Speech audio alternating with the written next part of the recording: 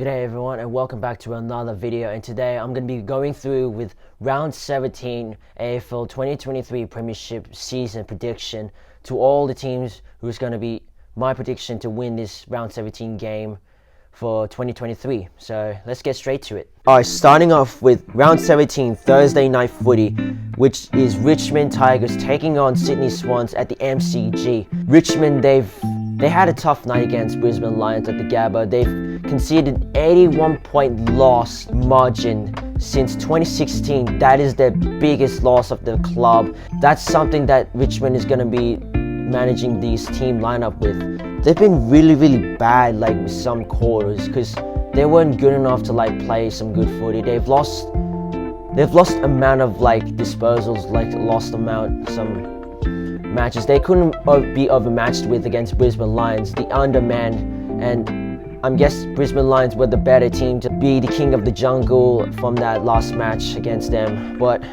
Brisbane Lions, they've been clinical. Off with the Sydney Swans, it is their first draw of the season against Geelong Cats with 54 points to 54. Scores were leveled. It was a tight game at the SCG. Fans were going wild with it. Sydney Swans almost just pulled out of it. Isaac Heaney would have had that goal, then Sydney Swans would have beaten Geelong Cats just after that few seconds to push that siren up, and then Isaac Heaney didn't get that goal over the line. He couldn't manage to with a minor score to draw the game, which Sydney Swans should be proud of that, because they didn't want to lose that. If Isaac Heaney would have missed that goal, then that'll be game over with Sydney Swans, and Geelong Cats would be winning it by 1 point.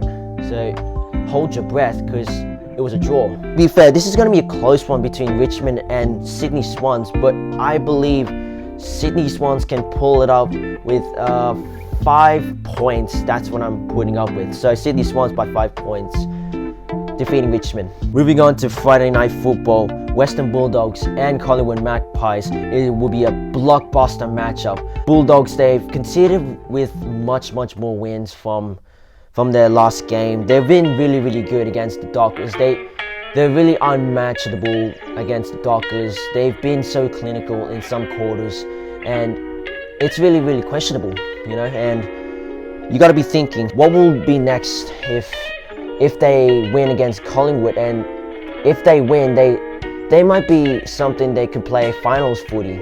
I would believe Western Bulldogs, they've created some more chance and some opportunities to kick some goals and put themselves in a better position against the Dockers, and that's what they get rewarded with it. But then on the other side, with Collingwood Magpies, they've done it again. They showed what they are. They show who's the boss against Gold Coast Suns.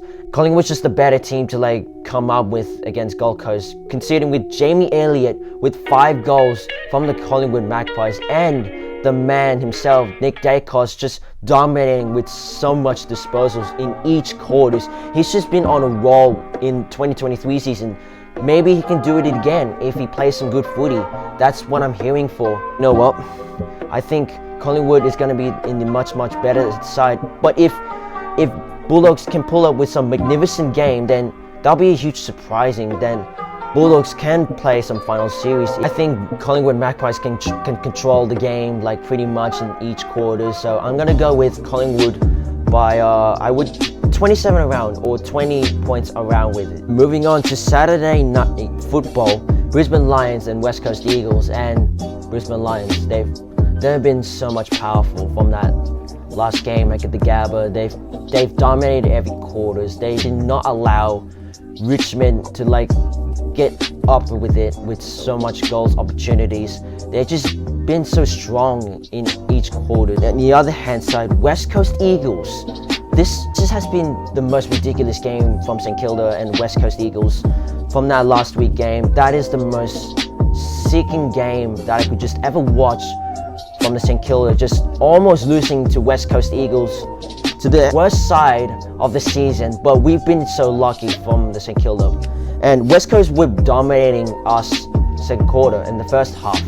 They've been dominating, and that's really pleasing from the West Coast Eagles. They've really managed to redeem themselves from that last 2 weeks match from around 170 points margin lost from Sydney Swans, but they've been unmanned. Like they're actually taking responsibilities of what their work is really done with. They're capable of what they're doing, and I think West Coast just has moved on and they improved what their skills about. They've managed to get back on track, but I believe Brisbane Lions were too clinical. I think they're going to be too strong against West Coast Eagles from this next game at the Gabba. So I'm going to go with Brisbane Lions by 50 points win against West Coast Eagles. Moving on to GWS Giants versus Hawthorn at the Giants Stadium, and have a look at the Giants. They've been improving a lot with some massive wins in the bank,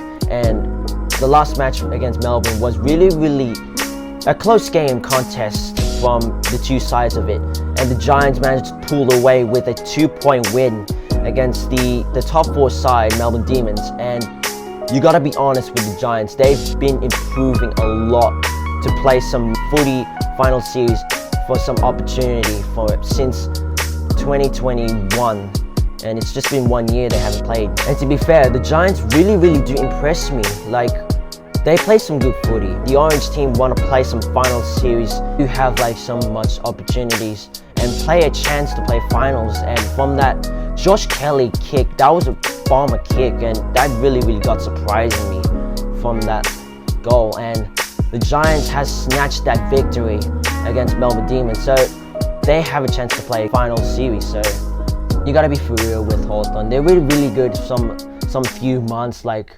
but they've losing some percentages of the goals, and like they've missed creating chances with some clearance and disposals. But some of the players from the Hawthorn, they do really manage to redeem themselves with their disposal winnings. Josh Ward with some good play in the last game against Carlton. He really did play some good footy with it. I think Giants will pull up with the 35-point win against the Hawthorn. They're going to be really unmatched. They're going to be a cruising win from the Giants to play some final series if they can get the job done. All right, next up we got St Kilda versus Melbourne Demons. Have a look at the St Kilda side. It was a really poor first quarter from the St Kilda. I think we let them like winning so much goals. They completely dominated us from the first to second quarter. We've got really slaughtered from the quarter. We just couldn't win some goals. We couldn't like play anything. I was just watching training drills from St Kilda, just getting demolished from it. It's just hard to watch with it. But third quarter was really a balanced, well match, because we did redeem ourselves to like kick some goals, managed to fight back in third quarter, and fourth quarter was really pleasing for it. We managed to get the job done against West Coast. We were pretty lucky from that last match, because if we were to lose, then that is really a surprising loss against a bottom team who has lost 100 points conceded from that last 5-match game. So we were pretty lucky with it. While in the other side with it, Melbourne Demons, they've really closing to win the game against the Giants, but it wasn't just enough to like pull up with. Bailey Fritsch has to be substituted really early, or I don't know how many minutes has to be substituted, but he has to get out of the bench due to an ankle injury, and that's really heartbreaking to see from the Melbourne Demons and to the fans as well. He has to be in the bench to watch the full game. It's just really frustrating to hear from that news. He's going to be expected to be out for like half of the season, and that's going to be a really hard task for Melbourne Demons to overcome with against the St Kilda. But that's going to be a really hard completed task for Melbourne Demons if they want to get them back themselves on the track. So does St Kilda as well. So this is going to really two divided teams to be like a really much important win from these two sides. I would be biased with St Kilda as a St Kilda supporter, but I think they might be losing my much 15 points against Melbourne Demons as well far with it. I think Melbourne Demons can pull up with 15 points against St Kilda. I might be slightly biased with St Kilda supporter, so yeah, 15 points win. Moving on to Port Adelaide against Gold Coast Suns, and multiple odds has been ask question with it. I think Gold Coast were really poor from that. It was really questionable. How on earth on third quarter they've conceded like 10 points to 74 from that match. It was really hard to watch from the Gold Coast. To like they've really been poor from every quarters. But fourth quarter was really manageable to like fight some back with goals and much conceded with it. On the other hand, aside from Port Adelaide, they were almost about to lose their 12 winning streaks, but thanks to Dan Houston, who just kicked the last goal after the siren, give the Port Adelaide's winning streak continues on the roll to stay on the second spot. So I think they're going to be too strong for Gold Coast Suns, so I think they're going to pull off with a 64 points win against Gold Coast. I think they're just going to be demolishing and going to be really too clinical against Gold Coast Suns. Moving on to Geelong Cats versus North Melbourne. Considering with these two either sides, Geelong Cats, they had a draw with Sydney Swans, like I said, but I think they were really lucky with the 1 point draw against them. But they were, on the other hand, from some games, and they were pretty lucky to not lose from that game. So they were pretty lucky with the 1 point in the bank to stay in the 9th of the ladder, and I'm hoping they're gonna demolish the North Melbourne again with some clinical quarter games with it. I'm just watching it. On the hand side of North Melbourne, first quarter was really pleasing with North Melbourne. They're really excellent and really elite from how they play well with it, and then they got dropped in the second quarter, which really disappointed them. But I'm guessing for North Melbourne, they need to really concentrate like where their forward is meant to be. They need to like focus on the efficiency to like dominate some quarters against Geelong Cats if they want to get themselves a win. It's just too long they haven't won. They're sitting on the 17th, second last, above West Coast Eagles, so a much win will do for North Melbourne. But I think Geelong Cats is just going to be too strong in each quarter, so Geelong Cats is going to dominate North Melbourne throughout every quarters by, I think, 50 points demolished. Moving on to Essendon versus Adelaide Crows. Now, Essendon, they've been really elite from the fourth quarter, but I would say Essendon, they wouldn't play really bad. I'm really surprised on how their forward lines has really improved, and they were playing elite from the half of a quarter, so that really got surprised, and also with the Essendon fans as well, and they got to be really pleased with their performance. Essendon were really doing good in the fourth quarter. Half of a minute, they just couldn't defend really well when they were leading, thanks to Jai Caldwell, who converted from that goal to give Essendon a lead against Port Adelaide. They were almost winning a thriller match, but it wasn't just enough to put that defense right on track with it, and that's what happens, man. You just couldn't defend really well. But I would say Essendon were really good with some of their performance with it. It was just dead in the wire, like ups and downs, like each quarters and goals. And Essendon, there might be a chance to play some finals footies if they do win in the game in the coming weeks. On the other hand side with Adelaide Crows, they're a well interstate team to like play outclass with.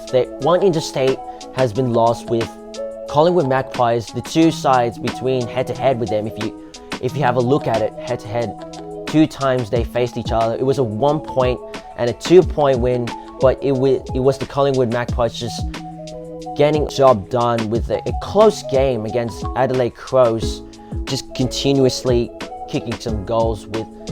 They're just being real strong with it. But I think Essendon really has improved themselves to like play some well matched. So I think Essendon we can pull up with 20 points will do from the Essendon, because this is their home ground. They know well how to use this ground with it.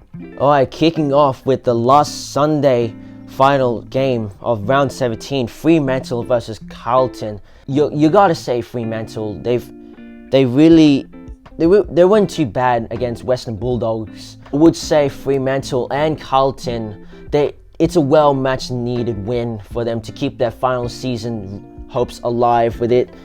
But in the other hand, Fremantle did play some good footy. Other than that, it was just less than Carlton, because Carlton really did improve in themselves to like get themselves on the board to win, and Hope's final season is just still on the case, and the door's still open for them, for the outside teams to play with. But I think Carlton's just well too strong. I think they're going to be too well strong against the Dockers from the Optus Stadium.